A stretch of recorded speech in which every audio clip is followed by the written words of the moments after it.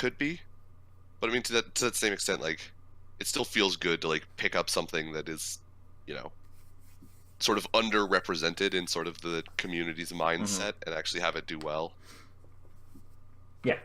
Because the reason Kaguya and Shield Hero are so popular, at least for sure Kaguya is because they already had a massive following in our manga. Yeah. And that carried over. And then Shield Hero is like a similar reason. Mm-hmm. I mean, even Goblin Slayer A similar last reason too, season because was of the basically manga the same. and the light novel. But thank God for, even in terms of like stuff that's completely underrated in the community and fucking Boogie Pop and Domestic no Kanojo. Domestic Kanojo, not for the reasons that you'd think, though. Right. Jesus Christ. I feel like Domestic no Kanojo, we'll get into this a little bit more when we get to the end and we talk about like our feelings on it on the whole. But I feel like Domestic no Kanojo, people have just like, they just had the wrong expectation of it as a show. Like they went in with the wrong mindset, I feel like. So I feel like it's gotten a bad rap for no reason. Really? What mindset? Well, first off, let's do some intros, because it seems like we've already gotten into a discussion here. I am Brandon. Welcome to episode 55. 55. I'm Nick. Yeah, sorry, I was making sure. I was counting in my head. Okay. I'm still Nick. Yeah. Now I'm Alex. And we're going to talk about Domestic Kanojo first, because I guess we're talking about that. Fair. Sure. But specifically, I'm talking about the fact that, like, I feel like a lot of people, when it was, like, starting up as a show, went into it expecting it to be, like, a super serious, like, drama romance show, and didn't appreciate that what it actually was fucking basically just a daytime soap opera in anime form. Like, nothing about it is, yeah, it's a drama, but it's like such a melodramatic drama that like you can't go into it with the same mindset of like regular drama. Like, it is in and of itself, like, you cannot take it seriously. Well, here's the thing, though. I would agree with that, but the show does take itself seriously. Like, it does think it's kind of Does like it, a though? serious show. It's kind of a serious show. Does it though? Like, I did think a we little watch bit. that? Did you Yes. watch this episode? uh, Did you watch this episode with the fucking fall down the stairs and the bad touch face? yeah. Oh boy. So, first off, I called the stairs. I said someone's gonna get thrown on the stairs, and someone did. And when that happened, I was so fucking happy. This is an actual telenovela. This is literally a soap opera. Oh yeah, no, this is no doubt. Yeah, this fucking is a telenovela. melodramatic, stupid show that you'd watch. Like, if it was a live action, you'd watch it, like, at a doctor's office at 12 p.m. Yes. on, like, NBC or Fox or something. Yeah. Telemundo. Telemundo, too, if it was in Spanish. Yes. Well, because we're talking about telenovela. Well, also soap operas, they have, a huge, They do, crossover, yeah. not crossover, similarities. I feel like, I don't know, something about, I guess mostly because I'm thinking of the fucking, the telenovela episode from Psych. Yeah. But, like, where they just seriously overplay how dramatic it is all the time. I mean, it's a parody, but, like, it's a pretty accurate take. Like, Okay. when I said, like, 'Cause, like- because a lot of the times telenovelas will actually, like, be serious about it. That's why I'm also Okay. saying that Domestic Kanojo is kind of taking itself seriously, which, to its credit, makes it funnier, in my opinion. Oh, absolutely. Like, hard to agree. when it has those, like, emotional moments, or quote-unquote emotional moments, Uh-huh. it just makes me like it, like, that much more. Because it thinks it's a big boy show. It thinks that people respect it, but in actuality... Exactly. But I guess the quick and dirty of this episode was, in the shortest summary, Rui finally finds out about Hina and Nuts' like relationship after Nuts and teacher are macking on each other at their house for like half the fucking episode. I was convinced we were going to have yet another occurrence of the Lock Your Door challenge. I was thinking that too, but now I've changed the challenge to use the peephole. Hashtag use the peephole. Use the Peephole. Just like fucking look. I did that this morning. Or I did that like 3 hours ago when I picked up my fucking pizza. I went upstairs because my dog was barking like no fucking other. I looked through the peephole to see if it was the pizza man, and it was the pizza man. Had I just opened the door, I would have known what motherfucker was outside. It could have been the cops. It could have been like some fucking like one of my cousins. It could have been someone else I didn't want to see. All that type of crap. Is pretty fair. Hashtag use the fucking people. Yeah. Although I don't think there's But a also- peephole in her door, so I maybe mean, there there- should be though. yeah, It's a pretty common apartment fixture. There should be one in her door if there isn't one that's weird. definitely. But there was something I wanted to say, and I don't remember what it is anymore. Okay. But one scene that stood out to me at least was finally when Rui like finds out, or the first time Rui like thinks that Nuts is up to something stupid and has a cast. Like she walks up to him and he's on the couch and she like bends over and like kind of leans on his cast and like gives him the look. And that's when I thought she was gonna become a manipulative bitch, and it didn't happen. I keep thinking it's gonna happen. I keep getting disappointed. Someday, Brandon. Someday this show will stop disappointing you. Like she gave him the look, and I felt it that that was gonna cut to Nuts and then cut back to her. She's just gonna have this smirk and be like, "Bitch, I fucking own you now."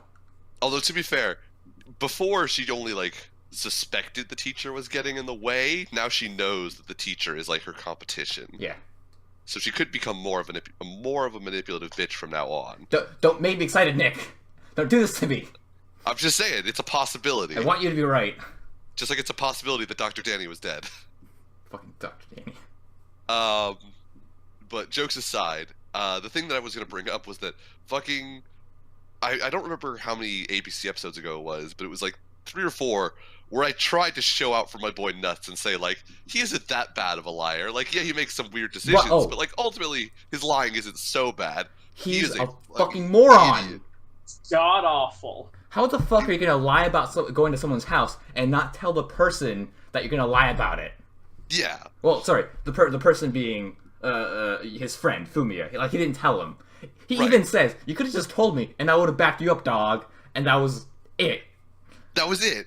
He even was so down with it, too, when Nuts was like, yeah, I've actually been going to Mac on my, first love teacher. And Fumi was like, yeah, I get that. You gotta, it's your first love. Like, you gotta hit that, man. But, like, you should have told me, bro. Right, Fumi is a fucking G. Fumi was a straight G. And fucking just... Also, Oh. shout out to Alex for cross-dressing this episode for that one Oh. shot.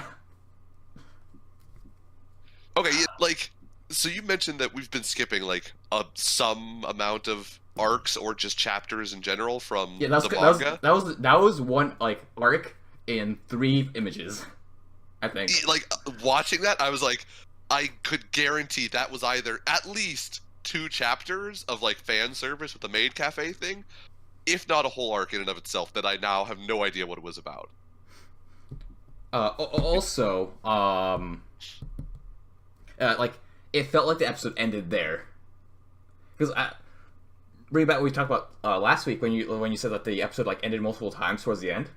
Uh-huh. This episode also ended like 3 times. Like once, basically right when it started with like the montage of the maid cafe, because that felt like an ending of an arc, or like at least Right. an ending of an episode. And then I Yeah. felt like it ended again when Rui sees them and then runs away. Boom, another good ending. Yep.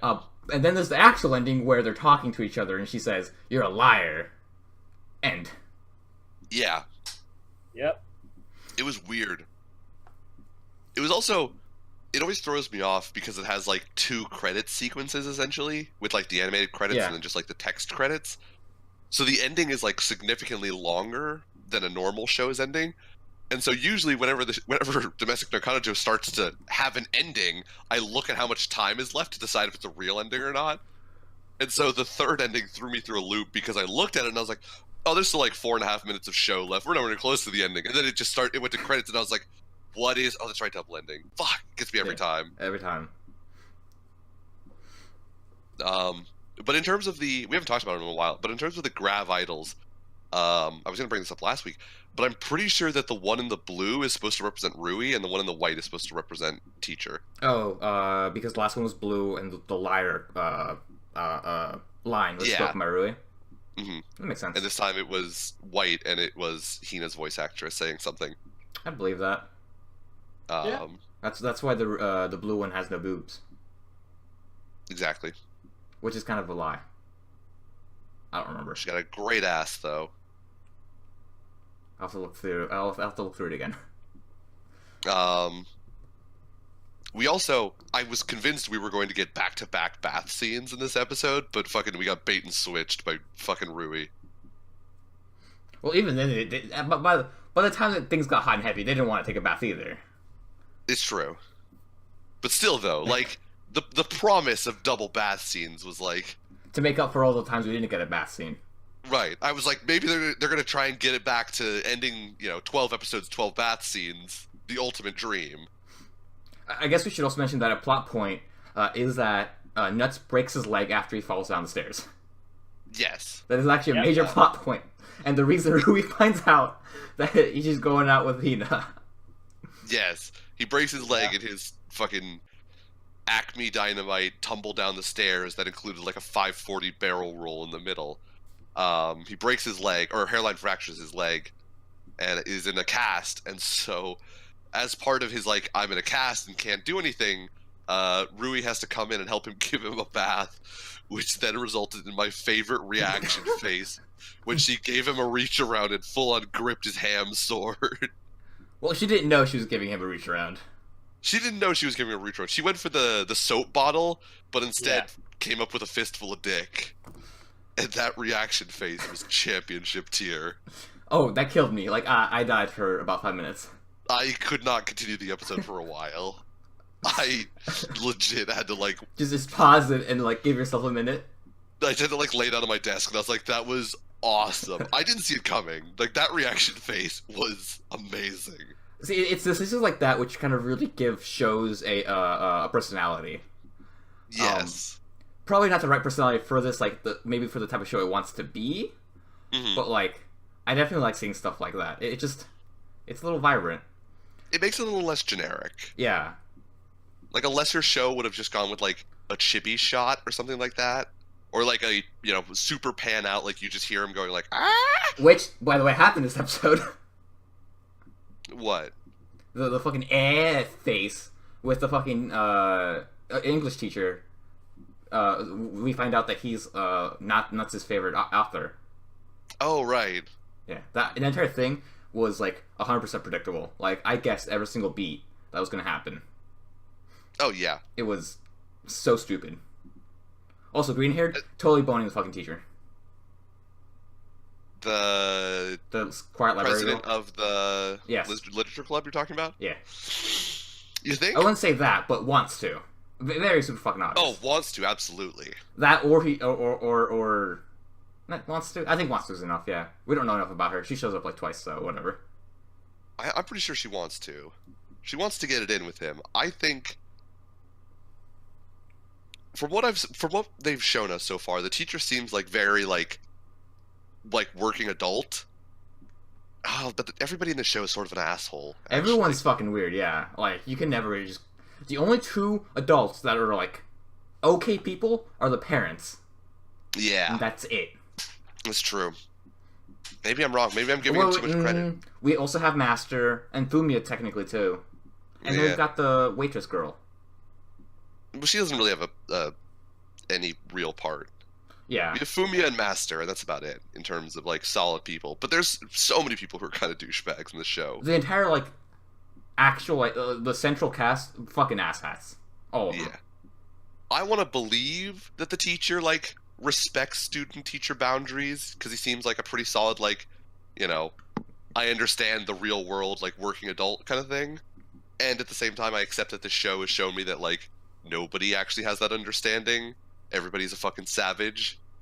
So he probably also wants to get it in. Also, there's no fucking way that was an eyelash. That was an eyelash that they were taking out. Yeah. Oh, probably not. But the entire time I was watching that like revelation that the teacher is his favorite author, I just kept thinking to myself, I really just want the teacher to tell Nuts that it's not. He wasn't talking about his story that should be published. It was the two girls. His story was absolute garbage, and he should never write again. I wanted those lines to come out of his mouth. Savage. Absolute savage. I'm not talking about you, Nuts. I'm talking about the girls. Their writing was okay. Yours was interesting and was problematic. Please see him in my office. Also, stay away from Hina. your writing existed, both in time and space. And that's where I'll end this. I feel like the teacher right now, with like the fact that he exists in this show, but I feel like they've cut out like any of his involvement in the plot.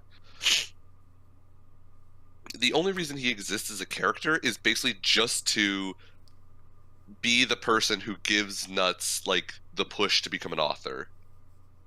In terms of like getting him involved in this award thing that he's probably going to win. Oh god, he is, isn't he? Oh yeah, he's absolutely going to win it. Fuck. There's like no doubt in my mind that Nuts is going to win this one. He's going to win the award, and then he's going to try and publish his book but get shot down by an editor. The editor, this is garbage. I don't know how you won the award. Get out of here. Yeah. That's probably what's going to happen, I'm thinking. We're probably never going to see it because we only have like 3 episodes left, but later down the line, when we pick up the manga and talk about this, 200 manga chapters from now, I'm willing to bet that that's what will happen. Okay. I'm willing to believe you. That sounds 100% true. So, my final thoughts on this episode. I'm still annoyed that Rui's not the manipulative bitch I want her to be. I want to see Hina naked. Nuts is a fucking idiot. I hate him. So this goes back to a question you asked us last week. But is Hina and Nuts, are they gonna bang before the end of this? I mean, they almost did. I was really annoyed because I thought you were gonna win. Because I think clothes were coming off. Like I was ready to win that bet. I was ready to let you win the bet because it looked like it was gonna happen, and then Rui comes in for the save. Not on my watch. Like the fucking cock block she is. Not on my Christian manga. Have you been watching this? God is clearly not present in this show. Although I really thought she was gonna run away and hit straight to Alex. I wanted that to happen. I want more stupid plot developments, like the fucking stairs. I'm surprised nothing happened during that scene with the whole school festival bonfire. Because it was literally 3 fucking images, Alex. Like, whatever arc was there doesn't matter anymore. Yeah. I'm just like, every other anime I've seen has something happen, but no. Okay. Okay, I'm sure something happened. For sure, I think I'm sure that. Go ahead. I'm sure that something happened during the school festival, probably before the school festival, during the school festival, and then after the school festival at the bonfire that somehow resolved what happened before and during the school festival. Like, I'm sure there was all sorts of shit that we missed. They're just never going to show it to us because they just don't have time to do it. So what I think happened is that they cut the parts that are specifically progressing Momo and Green-Haired's storyline, whatever that is.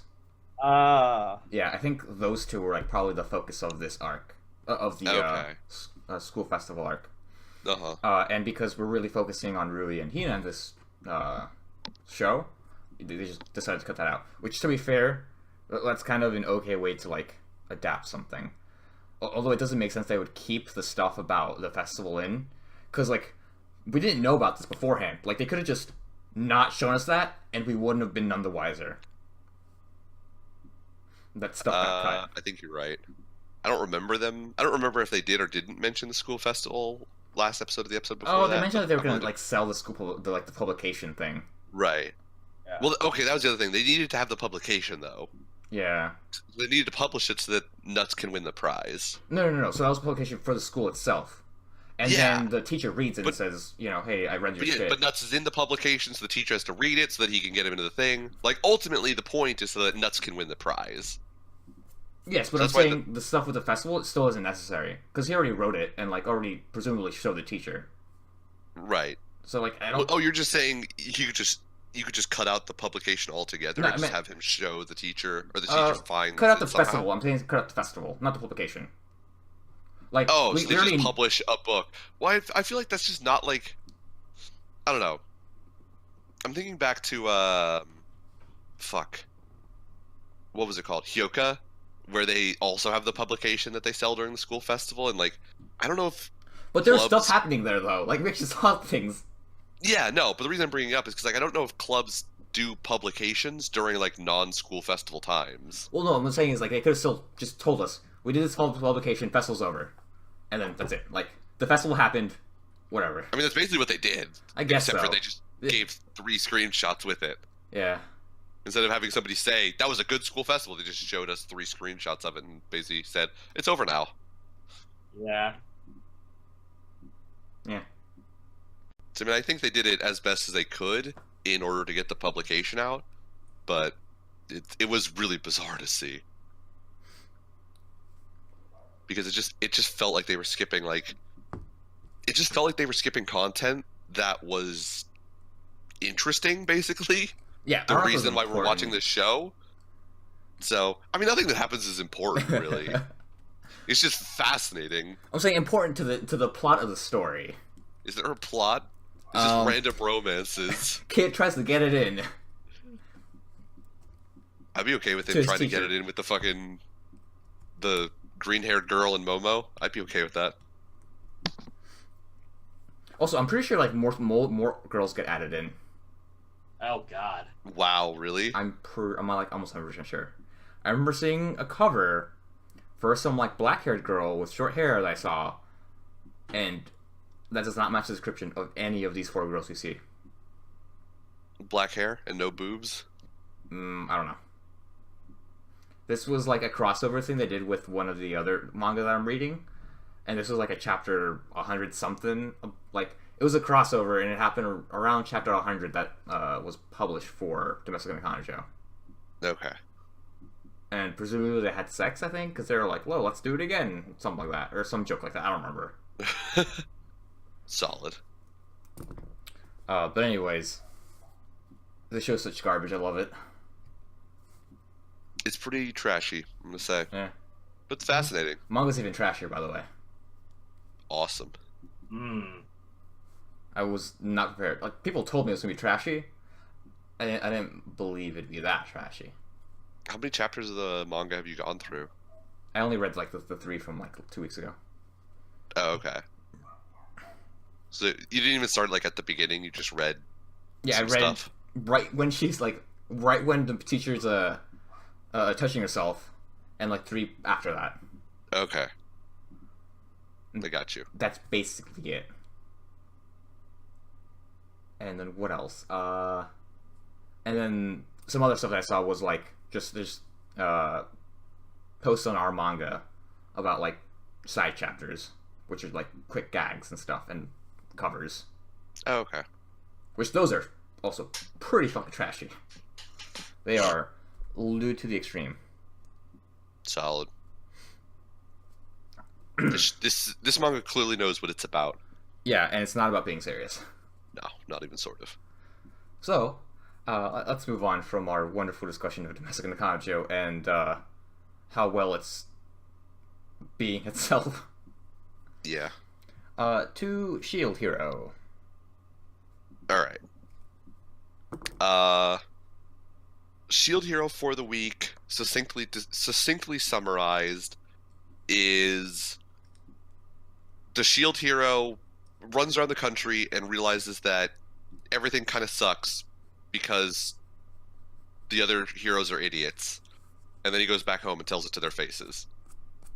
See, I was kind of confused about that part. I thought they were going to the one place that he was told about. Right. Okay, So, I did like, too.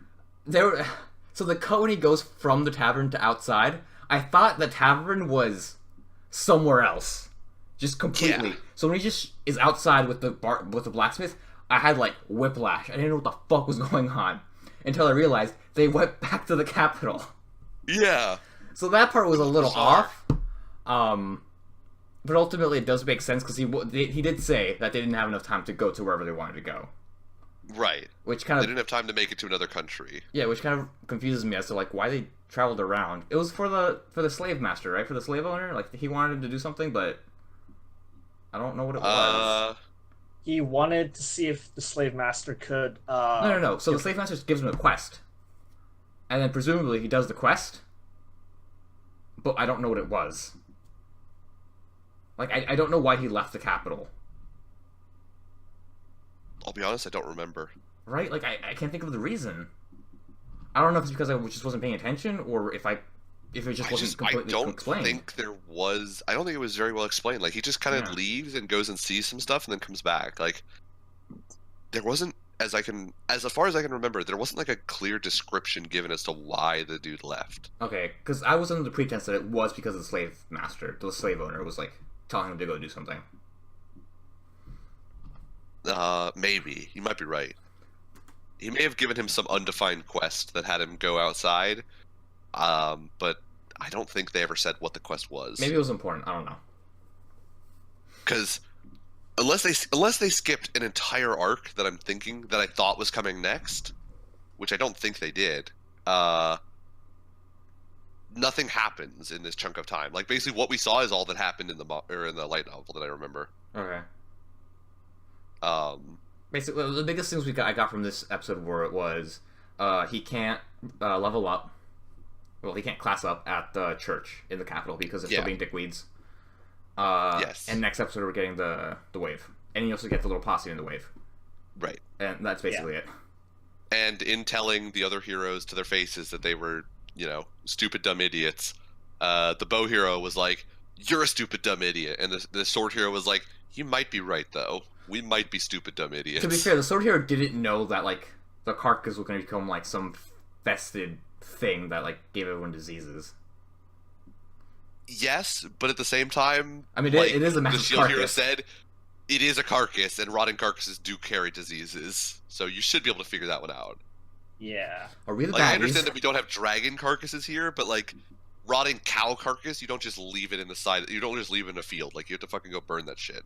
Monsters don't just like turn into dust. That's one thing I wanted to mention. The monsters are so fucking stupid in the show. They all look like goobers. They do. Yeah. They're all like fat and like slimy. It's so dumb. They do kind of. You're right. But yeah, and then like you said, at the very end we get the new wave. The new wave is coming, so With hopefully black-haired girl, I'm so ready.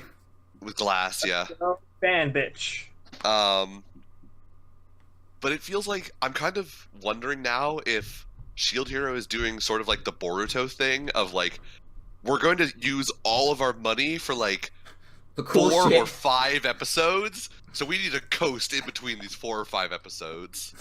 Okay, Boruto coasted for 5 fucking episodes. 5 weeks that I had to watch flashbacks back to back to back until I got that best fight I've ever seen in my entire fucking life. Right. I'm not gonna say it was worth it, because yes, it was.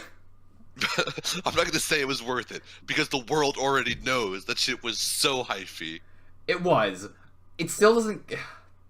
I was really annoyed for fucking that long. I remember, you were pissed for a long time. I think there are ABC recordings of you being pissed. It kept going on. When I say it was 5 episodes, I meant like it was 5 episodes, 5 weeks where literally nothing happened. Wasn't it just flashbacks of like stuff that they'd already shown you? Yes, Boruto was like running to like the portal or something, and from learning that his dad's like somewhere else, and then to the portal. It's like a 10-minute adventure if you cut out the flashbacks, Wow. and that was 5 episodes. Wow. Okay. And then we got to the fight, and they just pumped all the money into that fucking fight. Yeah. They made it straight rain all over that fight. Which, to be fair, if this does happen with a fight here, I wouldn't be upset. I'm really hoping for like some cool action shit to go down. Right. Because I'm hoping that with the last wave, like how cool the last wave's fight was, and the fact that like each wave gets, bigger and better cooler as time, bigger, better, and more interesting as time goes on. I'm really hoping that like it's gonna step it up for the next wave. So I'm wondering if that's basically their play was like, Boruto seems to have this work, and they get super hyped for it. So let's just throw all of our money at like 4 or 5 episodes of our 25, and we can just coast in between those episodes. I mean, like, these last 5 episodes have been just like a small adventure, like go out and fucking ride around the carriage. Right. There weren't a lot of fights, except for like the dragon fight, and that's about it. Yeah. Because this isn't a very action-heavy show. So I mean, plot-wise, or not plot-wise, but in terms of like I feel like it'd be easy to coast. visuals-wise, it's pretty easy to coast on. And like their one fight was a dragon fight, and they had the CGI dragon. Oh, well, the So fight in as long as general. what we see here, like as long as the monsters and the boss monster aren't CGI, I'm gonna be pretty convinced that they're just going with the fucking whore out one episode, coast for 5 in a row. I'd be okay if strategy. they were CGI, if it was just, well implemented into the kind of frame. Because sometimes, like, it's really, like, the difference between the frames on the CGI thing and the frames on, like, the hand-drawn thing. When they're, like, not in sync, that's when it really goes off. I think that's what makes it look the weirdest. But if, like, they're on, like, a similar level, then it's easier to kind of take down. But yeah, we'll see what happens. I hope it's cool. I hope so too. We get the weird fucking clouds again, so there's that. Yeah, the like galaxy nebula clouds. Yeah, I actually kind of like them. they're trippy. But I'm excited for the wave. I'm excited to see what they do in terms of the monsters and the fight and all that. I'm excited for Glass, the fan bitch, to show up. It should be interesting. Oh, we said that about the dragon. We did, and then it was disappointing. I hope this but I isn't mean, disappointing. I'm hoping this is not disappointing. If Yeah. this is disappointing, then we know that, yeah, they shelled out for the first 4 episodes to suck people in and sell merch, and then just fucking tanked after that. If this is really hyphy, then we know they're going with the whore out and coast strategy. So what we're gonna do is wait 5 episodes and then watch, skip through the first 5 episodes and then just get to the cool part. Right. What you do is you watch 4 episodes in a row on 2 times speed, and then watch the 5th episode on regular speed. Yeah, exactly. That's the plan for Shield Hero. That might be the optimal way of watching it. My prediction for the ending, the ultimate ending of his story is he goes back to his world, and one or two things are going to happen. Either he finds a girl that looks like Raftalia, marries her, and then they have a kid that looks like Philo, or he marries some other Brandon bitch, and then he has kids that look like Philo and Draftalia. Alright. That would be like a nice happy ending. That's my prediction. That's your prediction for the ending? Yeah. I don't know if I have a prediction for the ending. By ending, I mean like the complete ending, because Yeah, I the like how ending we're of gonna get to everything. the actual ending for this show. Right. In this show. It'd be unfair to say the actual, or the prediction for the ending of this show, because I could just tell you where I think it's going to end. Yeah. But I can't tell you, because it's not over yet, as far as I'm aware. At least I haven't read the ending, if it is over. I think that he's going to go back home and realize that his life is shit in Japan, And and kill then, himself? like, kill himself and go back to the other world, basically. Well, he didn't die to go to the other world. He just opened up a book. Right. Oh my god, this is a metaphor for how good books can be to you. Like every Nick, people who don't read live life once. People who read live a million lives. Everyone go read. Hashtag go read. Go read That's a challenge. good book. Jesus Christ. If you ever Go want to read go a to book, Isekai, and maybe, I'm not saying it'll definitely happen, but I'm saying it might happen. You too might become an anime protagonist. no. If you read a book, you'll be transported to another world. It's like an isekai. Well, I'm pretty sure that's like a tagline from Learning Rainbow or Reading Rainbow. It is. It's absolutely a like library poster tagline. The original isekais. Opening a book. Opening a book. This show, the callback to OG posters in libraries. They know how to get to those real isekais. Open a book, read that book. Boom, different world, motherfucker. Alright, we also had a reference to Spider-Man too. Did we? Yeah. I wasn't paying attention. What was it? Bohir's like, with great power comes great responsibility. And then, fucking what's-his-face laughs at him and says, I thought you got bitten by a spider for a second. Oh. Oh, okay. Yeah. Which they probably have Beetle Man, not Spider-Man. They got bitten by a beetle. Yeah. Because everybody in the world has different, or all of the heroes have different cultural references. They have different, they come from different universes. Yeah. Yeah. Or even the prime ministers are different. Boom, boom, boom. I completely forgot about that part. Yeah. I feel like it's more impactful if your country has a prime minister, but because we have a president, like, and generally when in American shows people go to different times, one of the first questions they always ask is, "Who's the president?" Yeah. It's also one of those questions they ask you when you wake up from a coma. They ask you, "Do you remember who the president is?" To see if you actually know what year it is, Or like if what you're year it is lucid. when you went into the coma versus, do you have brain damage and you think it's like 5 years earlier. Okay.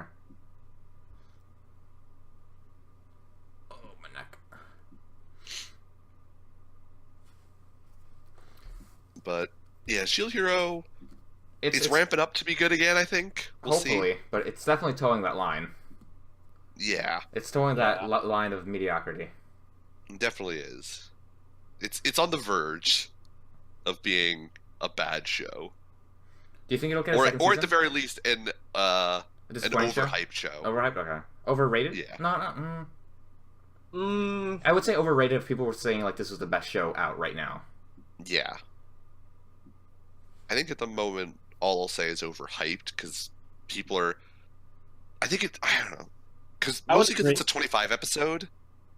It's like I feel like the people who are rating it right now are doing it like a disjustice of rating it so early in the season.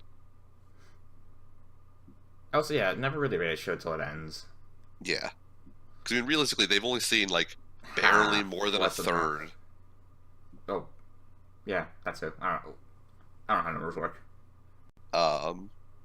It's like they've barely seen more than a third of the show, of like the whole show. So like rating it right now is way too early to rate it. So I'd say it's more overhyped currently. Mhm. We'll see how it ends, and I may change it to being overrated as a whole. We will see. We'll definitely see. But do you guys think this will get a second season if it does like well? A third core. Yeah, sure. Like a continuation. Yeah. You say yeah? There's a good chance. Oh, I think so. Yeah, I think there's Yeah. a good chance that it Because gets this third is- core. It's it's definitely a popular show, so there might be. I would definitely see I could see a continuation. it's a popular show, and I know that the light novel is also very popular. So I think it's fairly likely that it gets a continuation for Japanese audiences who really love the source material. I would not be surprised. By the way, this was all a segue for season 3 of Yahari. I didn't actually care about season 3 of Shield Hero. It's all about Yahari. Segue. The segue out of nowhere that I actually didn't see coming. Really? I mean, I figured you were going to bring it up closer to the end. I didn't think you were Oh. going to randomly shoehorn it into the Shield Hero conversation. We were just talking about, or I was thinking of that, but whatever. It got announced. Team Yahalo's back. Team Yahalo is back, boy. Although someone took Yahalo on Steam, so now we can't have that as your Monster Hunter guild name, so which kind of sucks. That does kind of suck. Or on Destiny, because I was a little bit too late. Yeah, Although we're best Yahalo. we're best Yahalo. But yeah, Yahari season 3 and a full fucking season too. Like out of Yeah. left field. I don't know what they're gonna do. So who is gonna win in the Yahari waifu wars? I don't want anyone to win. I want him to end up alone. Somebody's gonna win, and who's gonna win, Brandon? No, that's what I'm saying. No one's gonna win. He's gonna end up alone, but the story's gonna be about how that's okay and they're all alright because of it. And it's not Do gonna you like- honestly think that's how it's gonna win, or that's how it's gonna end, or is that just how you want it to end? That's how I want it to end. If there's, I don't think anyone's gonna win. I legitimately don't think anyone's gonna win. Okay. So I also want that because I'm so fucking ready for the absolute like anger that's gonna like go through everyone just because they're like, oh, so and so didn't win. Grr." I'm ready for that too. I'm pretty convinced that Yukino is going to win, but Yuiga Mama should win. Oh, you eat Mama. Yuiga Hama Mama. Yeah. Because Yuiga Mama was rocking. Maybe we'll finally get to see 8-Man's mom too. Maybe. Possibly, yeah. Oh right. Yeah, we never got to see her. They're like overseas doing some shit, right? No, she's just at home. We just never see her. Yeah, we just never see her. Well, I think both his parents are like around. They're just Never around around. off screen. Yeah. Although we will finally get like an answer to the cliffhanger, because I believe it ends with a very strong implication that Yui Mhm. like confesses to 8-Man in front of Yukino, right? Yes. That's yeah. That was the implication. Not crazy, at right? the Okay. end of season 2. Because the other implication is that there was an agreement between the two girls of, I don't remember exactly what it was, but basically they had some agreement regarding confessing to 8-Man, which means that Oh right, because they Yukino both know also that wanted they to. like each other. That they both like him. Yeah.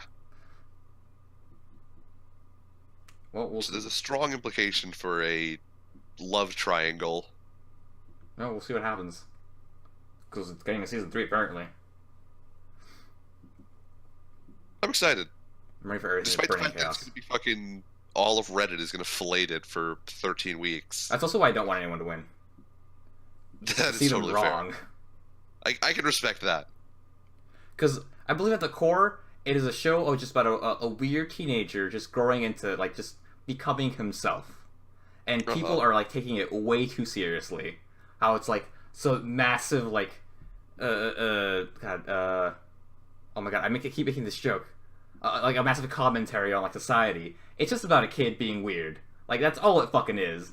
Yeah. I don't think they should read into it. Like, everyone's been weird when they were a kid, and that's just his phase too. Same thing with the other two girls, and that's why I like it, because it's a kind of a fun way to look at it. All right. I can respect that. Right? Like that's one reason why I like it. It's not. It doesn't have to be some fucking stupid, massive commentary on a bunch of shit. I would like it if it went full circle and ended with a monologue similar to the one it opens with, but instead of him saying like, you know, youth is for losers, like everything sucks. If he was like, youth isn't that bad. Yeah. Like, yeah, maybe it's not everything that everybody says it is, but it's also not as bad as I said it was. That would be Youth is that would somewhere in the definitely be middle. like one of the perfect endings. That would be a good arc for his character. Yeah. Because I think at the same time of like, I'm pretty convinced that there will be a winner.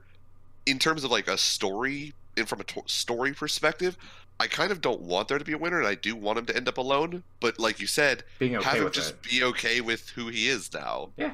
and like coming to terms with, you know, his own sort of views of the world of like, that like youth is for losers and everything is garbage and stuff like that. Like accepting that maybe it's not all for losers. Like some people are overly excited about youth, but I'm also being overly cynical.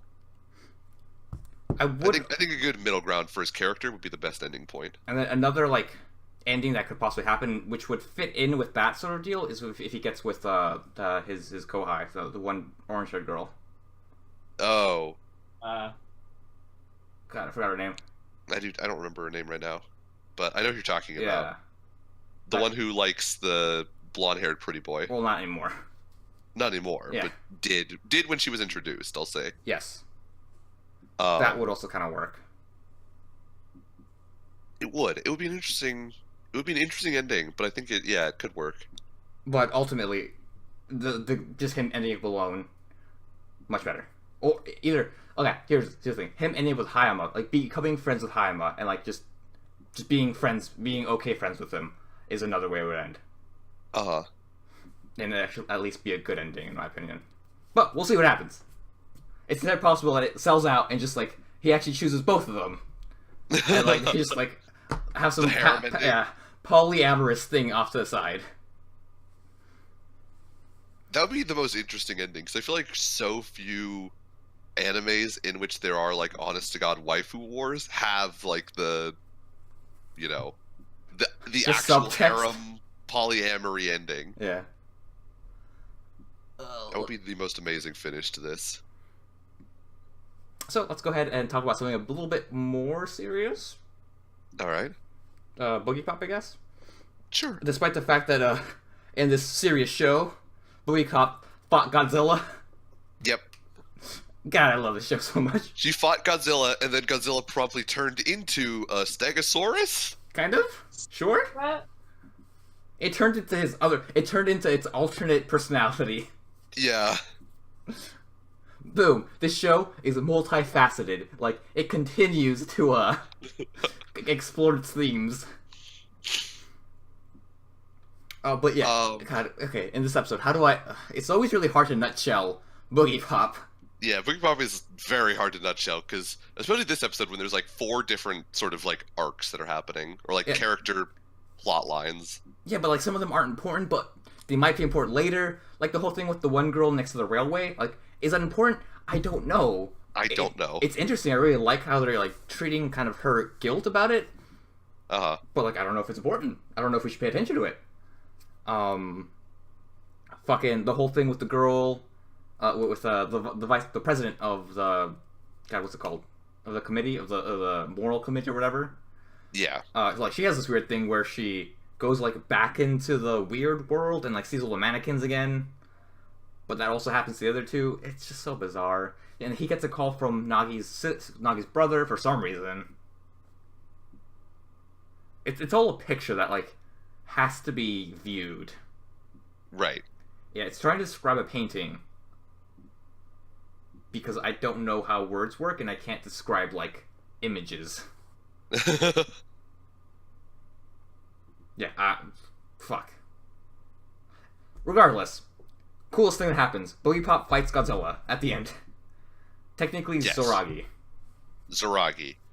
Who is, from what we can tell, a creation of the little boy who meets the King of Distortion, who first meets the King of Distortion in this arc.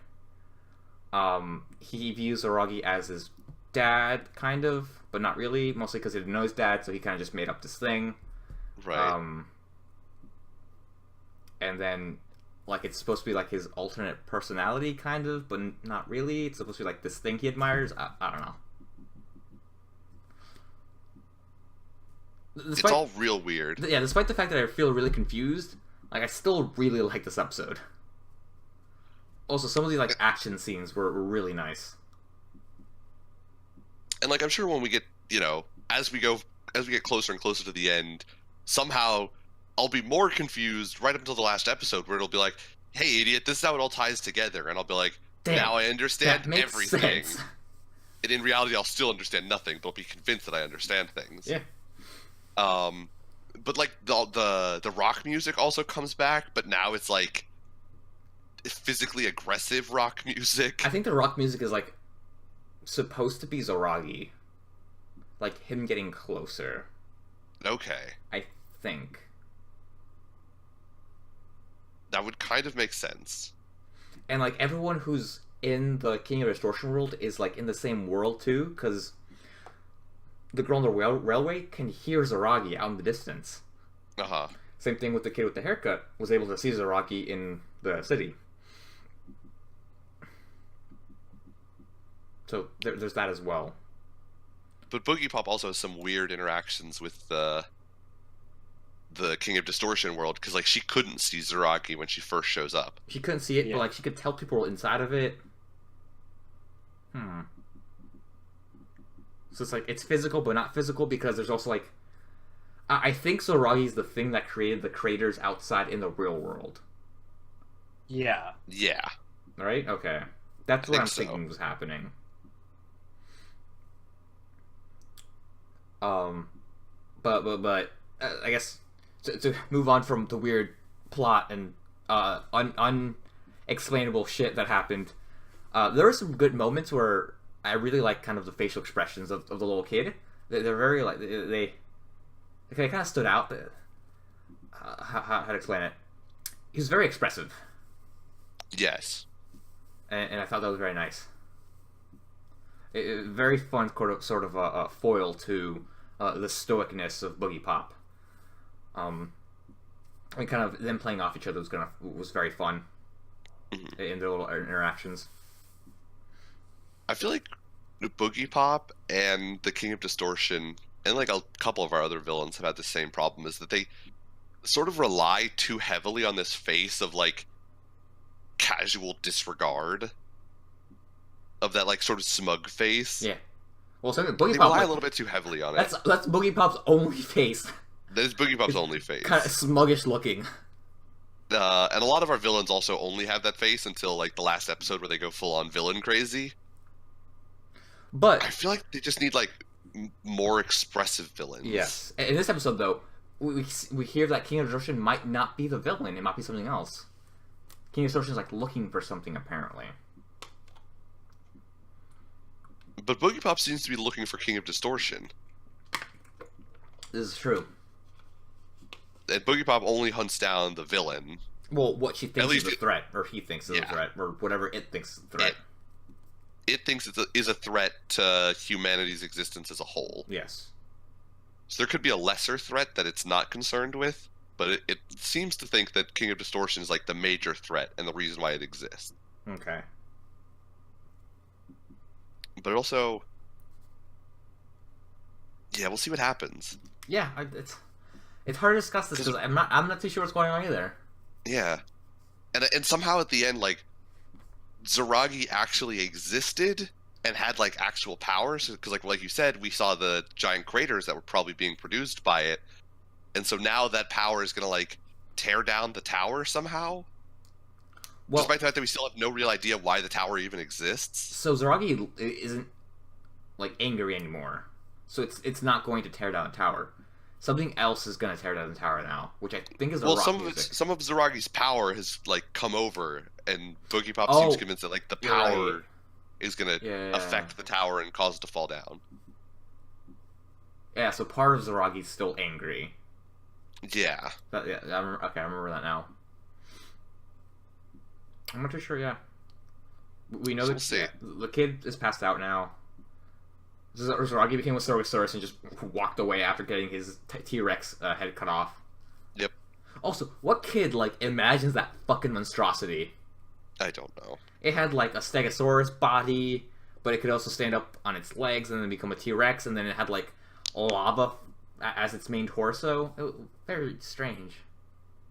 I will say though, Zaragi is a good like sort of general image, I guess is the best way to say it, for one of the major points in specifically this episode where they were talking a lot about like bipolar disorder. Oh yeah. And how a strong enough desire disorder. Or yeah, multiple personality disorder. And how a strong enough desire will cause like another personality to manifest so that you can live out your personality or live out your desire while also being ignorant of, wanting to achieve it. And so Zaragi was like a kind of an interesting image for that because he has the one like T-Rex head of I want to fucking kill this kid and tear down this tower and do all this bad stuff. But when the T-Rex head gets cut off, he becomes the Stegosaurus body instead and just sort of walks away and is like, I'm okay now. I'm gonna eat some grass. Peace. I'm gonna go do leaf eating things. Yeah. Augie, here, have a Snickers. Joke of the day, ladies and gentlemen.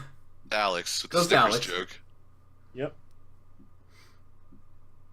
So overall, it didn't have this show no longer had the animation issues I had in the first couple episodes, because I really think the animation in this episode kind of was really nice. Yes. I don't remember anything about the first couple of episodes. You mentioned this. The frame rate like dropped whenever Boogie Pop tried to do anything. Like when she flipped the policeman, the frames like drops to like 3 frames per second. Yeah. Right. And this one, she was doing like loops and shit and like running around, and then she like cuts off the fucking T-Rex head with her wire. Mm-hmm. Yeah. Boogie Pop doing things on screen used to be the fucking just death knell for the show, but now it's actually looking much better. It's looking much cleaner,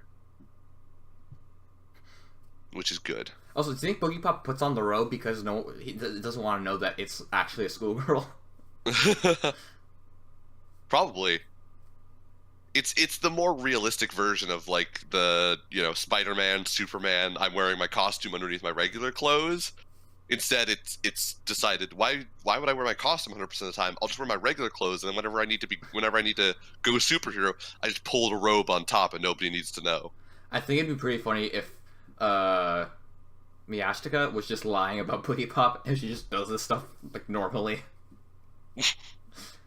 That'd be amazing. Because that's something that they do mention is that like how can you tell if someone actually has multiple personalities? They could just be lying. Mm-hmm. So that'd be kind of a dumb development, but it'd be funny. It would be amazing. So do we have predictions for this unpredictable show? No, not even sort of. I'm not even gonna try. I got nothing. I have no idea what's going on. Why the rock music? Is King Distortion actually evil? What the fuck's going on with Boogie Pop? Boogie Pop's alternate ego's boyfriend is now going into the tower, so we'll get to see them interact again. Uh-huh.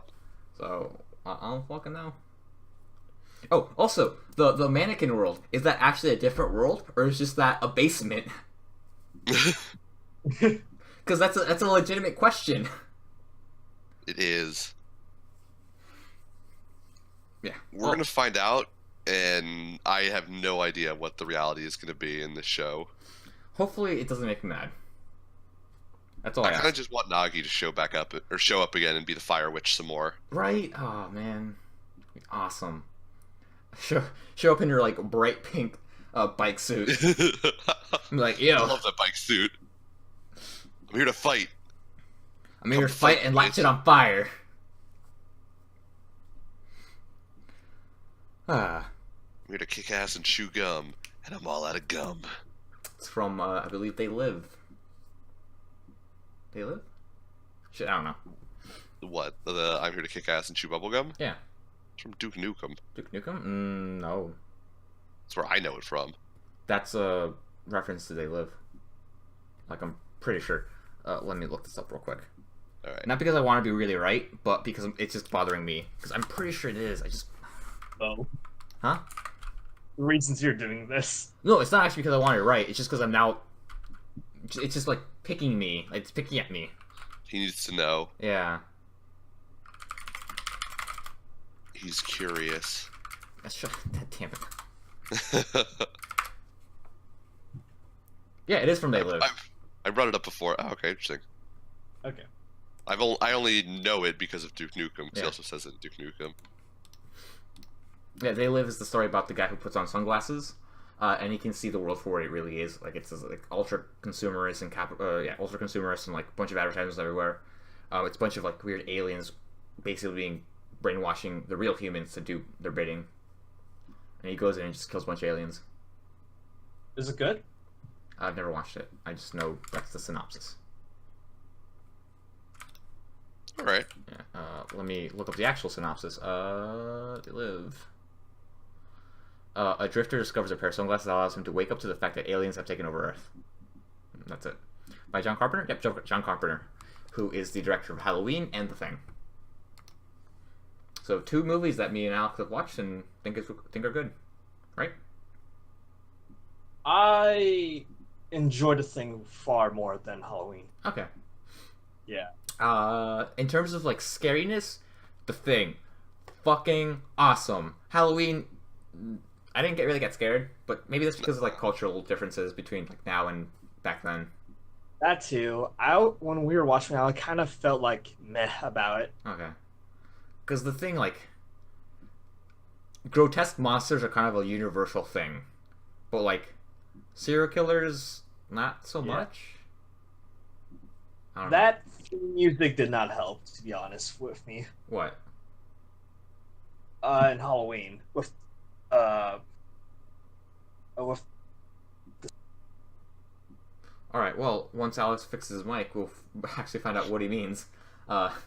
Nikki, you're saying something? I don't think so. Oh, okay. Was I saying something?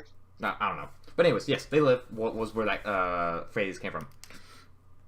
But anyways, let's move on to our other show, the second to last show of the season, Dororo. Said it right this time. Dororo. Yep, said it right this time. We got And Very little, no Dororo, in fact. Very little Hyakumaru. Almost entirely the brother, Tohomaru.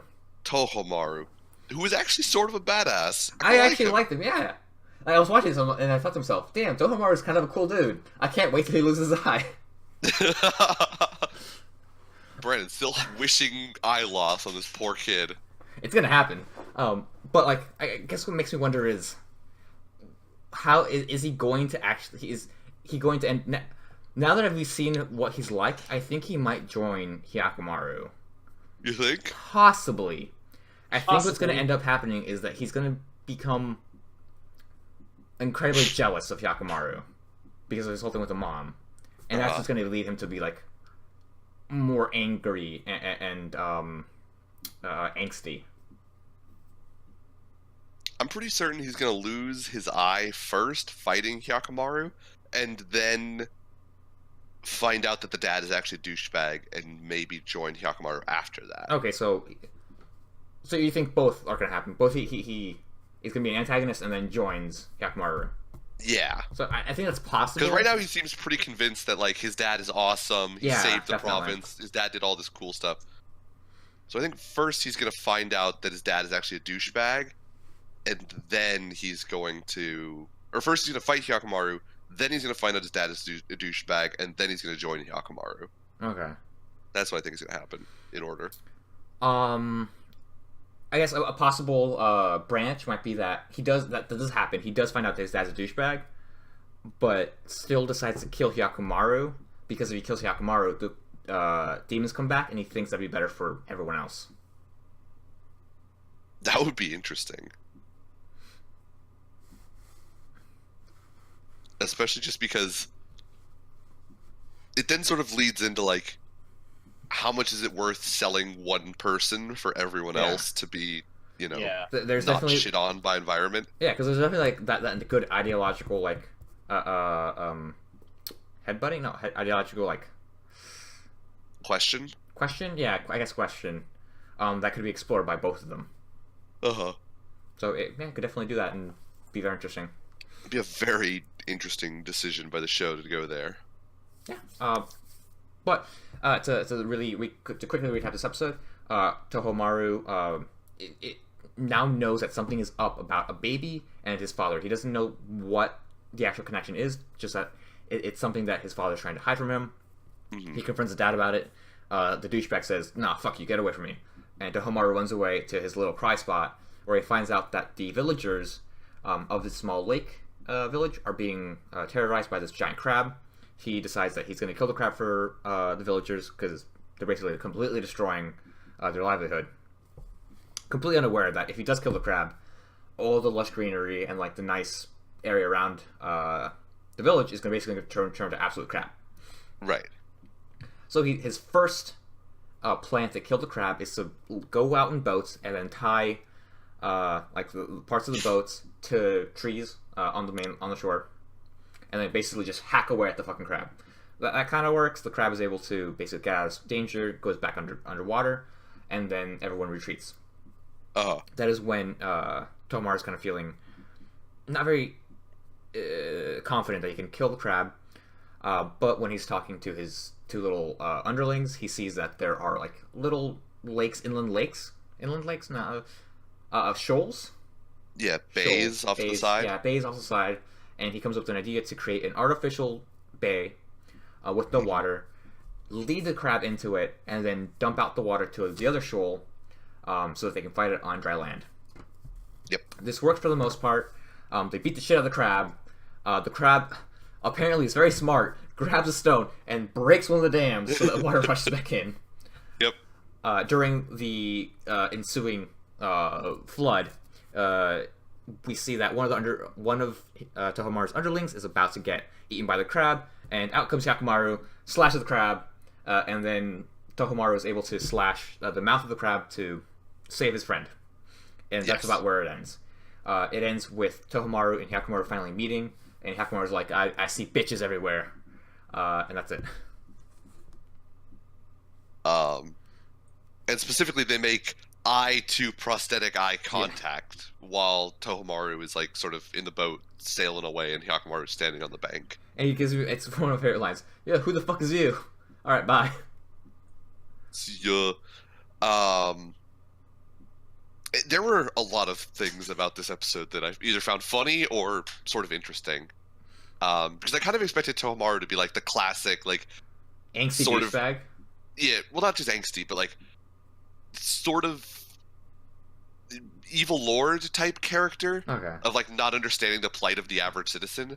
So like the first time they went out on the boats and the crab started his like whirlpool attack essentially, I was expecting Tohomaru, or I'm sorry, it wasn't a whirlpool attack. The crab did the underwater attack where he was stabbing up at the boats. I was expecting Tohomaru to be like, "Fuck it, we're about to win. Just let's stand here on the ocean or on the river, lake. Let's stand here on the lake. Fuck whoever dies. Like I'm the Lord. We need to kill this thing now. Like disregard the lives of the civilians in order to kill the crab." But instead he was like, "You're right. People are at risk. We should go back. Like yeah, we're close to winning, but there's always going to be another fight. There's no need to win now." Yeah, that's what made me like Tohomaru. He's a really cool dude. Yeah, It made him very likable this episode. he did. Which is going to make it real conflicting when I'm excited when he loses his arm. Aye. The other thing that was hilarious was that he after the first fight, he goes up to like stand on a hill for some reason to look at the lake. Yeah. And he has some like conversation with his underlings about like somebody can plant a bomb under their clothes, get swallowed by the crab and blow it up and sacrifice their lives. And he basically tells his bodyguards, like, "I won't let either of you do that. Like, I'll never let you die." And then promptly turns around and goes, I won't die. "Tall, large dude, pick me up." Well, no, first of all, he says, I'm not gonna die. Which is fucking stupid. Yeah, sure, I have explosives strapped on me, but, I'll stay alive. Oh, yeah, the big one, first of all, is like, "I won't die. They wouldn't kill me." So, he may very well be. So, here's the other thing. I'm thinking that in the Hall of Demons, at least 2 of the statues are Oni. I think those 2 humans are actually demons. Okay. They are brothers. Right. The brother ogres or thing. That happened in ReZero with Rem and Ram. Yeah. I think those 2 are actually Oni. So I think those are going to be the last 2 demons, are going to be those 2 brothers. Yeah, the red and blue Onis. Because we also see them in Dragon Ball Z. When he goes back down to hell. Yeah. Yeah. So, yeah, actually, that's a very good prediction. I'm going to write that one down. Like, I think Nick's going to be right about that one. But having Tohomaru, after they go through this long, like, "I won't let any of you die, we're a family, we're going to be together forever," him promptly turning around, looking at the lake, and then just going, "Large man, pick me up. Carry me like a child." It was so bizarre. And, like, the guy steps behind him and he just sticks his arm out to the side and gets, like, picked up like a small child. It was so weird for a second. I was very confused as to what he was doing.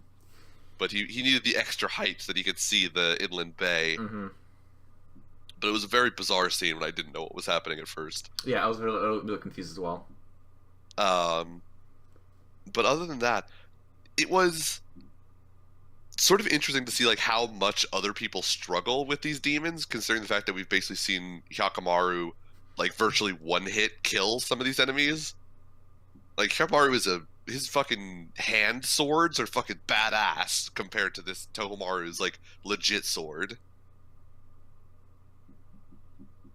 Because Tohomaru's legit sword was having, it couldn't hack through like the top of the crab. Fucking Hyakkimaru came by and just fucking cross-slashed across the entire back. Hit him with the fucking X-scissor. He did. Oh my god, Hyakkimaru's a scyther! Hyakkimaru is a scyther, yes. When his dad sent him away, he actually was trading him to another player with metal coat equipped. Yes. Well, not really. I guess so. I don't know. Not even sort of, but I'm making the scyther evolution joke.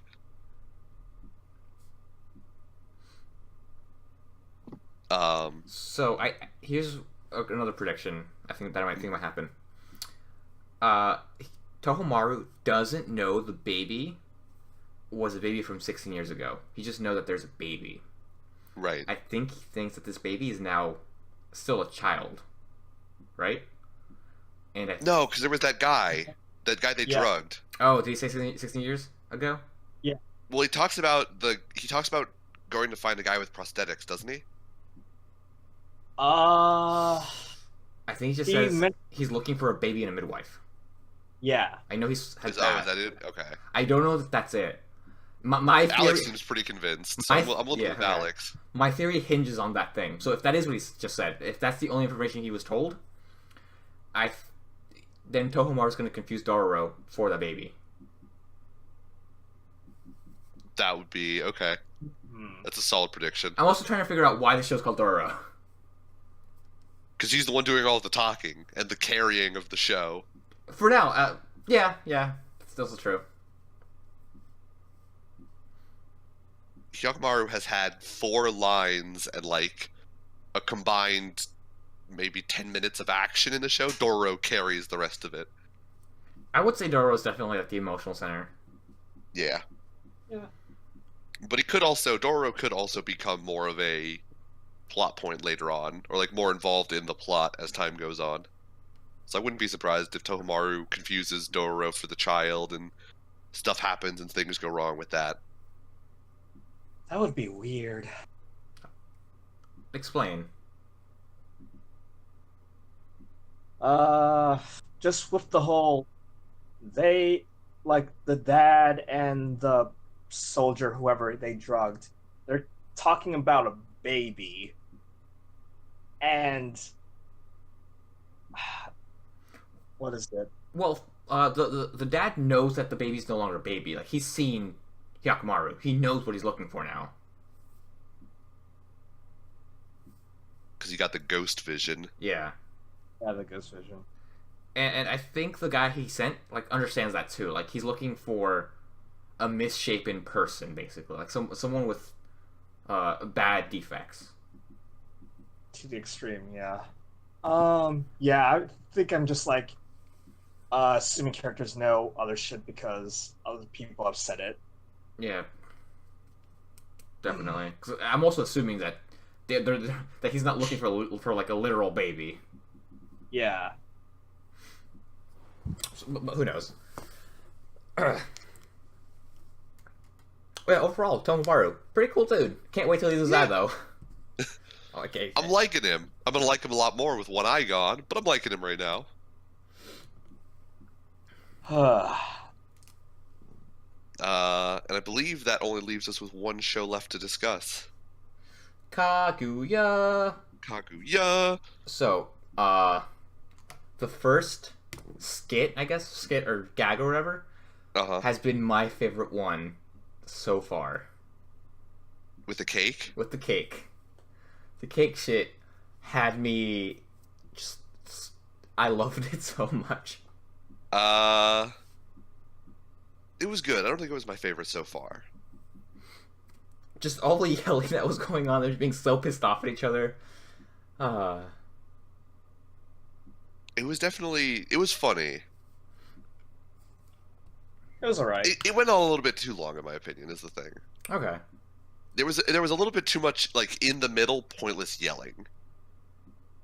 Because, like, the major parts of the joke was them angry yelling at each other about how they remember, like, minor details from their past together. Where, like, and Ishigami awkwardly being upset with himself for eating the one piece of cake and causing this whole thing were, like, the major parts of that skit, as I recall. So, like, Yeah. there was a little bit too much in the middle, like, actual angry yelling that went on for slightly too long, in my opinion, to make it, like, the best skit overall. But it was still a solid skit. I didn't say it was the best skit, I said it was my favorite. Okay, yeah, but I can't say it's not your favorite. I can only talk about it in terms of the best, or my favorite. And that's the reason why it's not my favorite, and why I would not consider it the best. I'm of the opposite opinion. I loved all the yelling. I loved just the absolute chaos of them just being so pissed off at each other.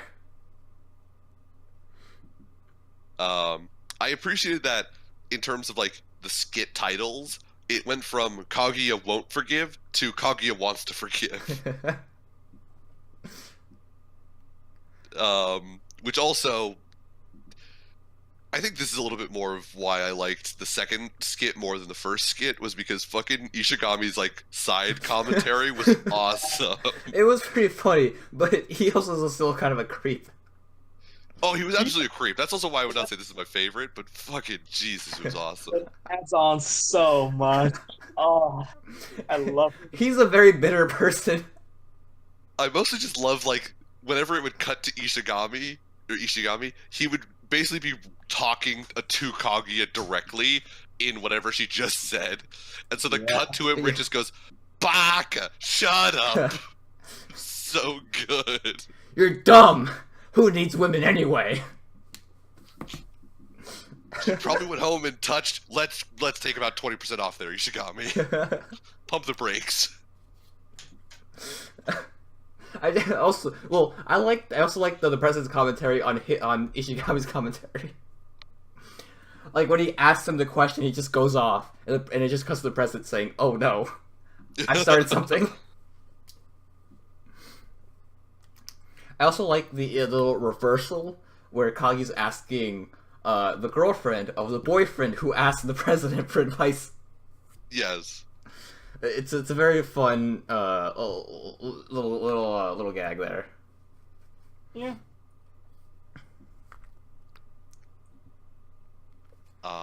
But as a whole, the second one, I liked it. I liked the running commentary. I still wish that Ishigami was a little bit less of like a complete creep, because it makes he goes a little bit too far. It gets a little bit weird sometimes when he really goes off.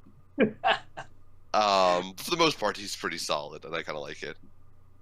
I need him though, just to like bounce off like fucking Chika's wholesomeness. Yeah, off of Chica. Let's Yeah. see. God, he says something. It's just like it was fucking hilarious. Oh, when he asked if he's like good with women, he's like, "Of course I am." I've read romance manga. I'm the love master. Oh. That is a dude with no chill. Ishigami, man, he's our guy, but not really, because it's kind of weird. Because he's also kind of weird, so he's not our guy yet. I don't want to say that I tacitly approve of everything he says, because some of that shit that he says is fucking weird. Chica's our guy, though. Chica is our... Well, this was the first time that she's ever been sort of the bad guy. Because that third skit, she was definitely in the wrong. Well, hold on. Yeah. The entirety of last episode had her cheating. The entire time. She was. But there were rules about cheating which made it acceptable in the context. That, like, it's only cheating if you get caught? Yeah. Yeah. It was And only you're not- cheating if you got caught, and then you lost points for getting caught for cheating. But everybody was allowed to cheat, and that was established in the rule. Was you were allowed to cheat. Chica was just an idiot about it. Ugh. But in this one, she was wrong. Like, she Yes. was just in the wrong. Yeah. She's being very, selfish. Yes. You guys can't go out. I won't be here. I'll be in Spain. Yeah. You can't go to a festival without me. I'll be busy at this other festival without you. Doesn't go both ways. Turnabout is absolutely fair play in this. And then Ishigami makes her cry. I love that Ishigami makes her cry and he goes to go home like he normally does, and the president and the vice president stop him and they're like, "We're with you on this one, though. You are like, right. we didn't say anything, but we're both with you." Yeah. And that'll be the next episode, probably, maybe. Maybe. Hmm. There are 2 episodes left of Kaguya, Yep. 2-3 episodes. so it'll probably be the next one. Well, maybe it'll be the last one, actually. A festival arc, or festival episode feels like an ending episode, so it might be the last one. Oh, yeah. You're right. It'll probably end with fireworks, because Kaguya is all about those fireworks for some reason. That's believable. Both because fireworks usually signal the end of festivals in anime, and also because fucking, even drugged out of her mind on what I assume was cough syrup and bacteria, Kaguya from last episode, all she wanted to do was play with fireworks. The lady has a problem. She was delirious from a fever, sir. That's the in-universe explanation. Damn it! I didn't get to my mic in time. I guess that ends our discussion on all of these shows. Yeah. I'm looking forward to Yahari season 3 because I want I to see am the absolute tentatively shit excited. show that happens when nothing goes people's ways. I'm hype. And then it'll be a shit show if it doesn't go my way. I want it to be as good as we hope it can be. Yeah, basically. But we'll see. We'll see. But anyways, I would like to sell out to a USA Gundam store. It is a website where you can buy Gunpla kits. They got my shit in 2 days to my house. Also, they said one of the things wasn't in stock and they have to back order it. And lo and behold, it actually showed up already. Wow. So, I fucking love them. I'm now about a sixth done with my new Gundam. I like how it just goes down further and further. Yeah. I'm going to sell out to the ex-tennis player Shuzo Matsuoka from Japan, because after retiring from tennis, he took up basically like public speaking, but also he goes and makes these like sort of like public service commercials for Japanese television, in which he basically encourages people to like go out and seize the day. He's basically the Japanese equivalent of Shia LaBeouf. Just do it. He basically just he does Japanese. Just do it. Just do it too. But I mean, he's a pretty solid dude. I can respect a man who had like a fucking $1 million tennis career and then was like, I'm gonna do something awesome for society and fucking try and make people who are depressed less sad about their life and try and tell them that they too can succeed at everything. Fuck school. Go outside, get a $10 million loan, and start a company. No, that's bad advice. Fuck you, go do it. But he's a great guy. I'm all about this dude. If I could learn Japanese, I would learn just enough Japanese to be able to shake that man's hand in a not awkward way. You know what, Nick? He'd probably tell you to go learn Japanese right now. He would, is the thing. He absolutely would. That's why I like that dude, because he'd tell you that you can do it. Not only should you do it, but you can do it too. And not only that, but you believe it. And you believe it too, because he tells you with so much feeling. You gotta believe in the you that I... Wait. Fuck it. Damn it, I fucked it up. Believe in the me that believes in you. Yes. Actually, it changes later on. It's believe in the you that believes in me who believes in you. Okay, that's a little bit weird. That show is awesome. That ending had me believing that I could do anything I wanted. Well, if you ever want some more believing, you can do whatever you want. Shuzo Matsuoka, he has some pretty solid public speaking, and specifically his Japanese commercials. They're fucking amazing. Nice. Let's see. You know what? I'll sell out to the YouTube channel Trash Theory. They're a YouTube channel that primarily focuses on music history, which I've been watching a good amount of their vids while I just needed something to listen to, and it was fun. That's about it. This has been another episode of ABC, episode 55 to be exact, and I've been Brandon. I was and will continue to be Nick. And I'm Alex.